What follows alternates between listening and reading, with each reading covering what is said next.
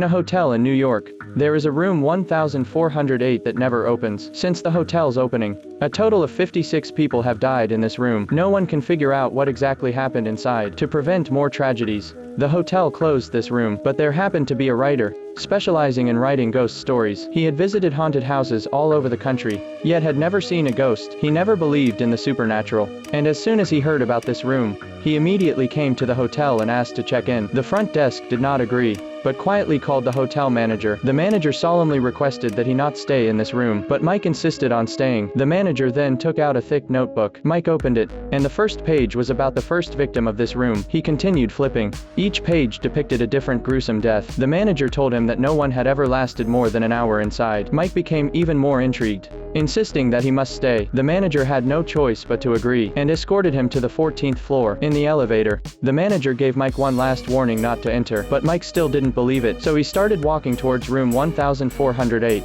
reading the notebook as he went. Each picture was scarier than the last. Just as he was deeply engrossed, he suddenly realized he was back at the elevator. This time, he put down the book, focused entirely on walking toward room 1408. Finally, he arrived at the room. He inserted the key, opened the door, and turned on the light. Everything in the room seemed normal. Mike let out a cold laugh and shut the door. He started inspecting the room. He opened the window and looked outside. Everything was still normal. But just then, the radio suddenly turned on by itself, startling him, and when he turned around, his bed was mysteriously made. He started searching the room for someone, but found no one. Then he noticed the toilet paper in the bathroom had been replaced. Mike began to feel hot, realizing the air conditioning was broken. So he picked up the room phone and called the front desk, asking them to send a repairman. At this moment, Mike turned off the lights, holding a UV light to scan the room. The entire room was covered in bloodstains. When he turned the lights back on, he saw that the painting on the wall had tilted. Just then, there was a knock at the door. Mike opened it, but the repairman refused to enter. Instead,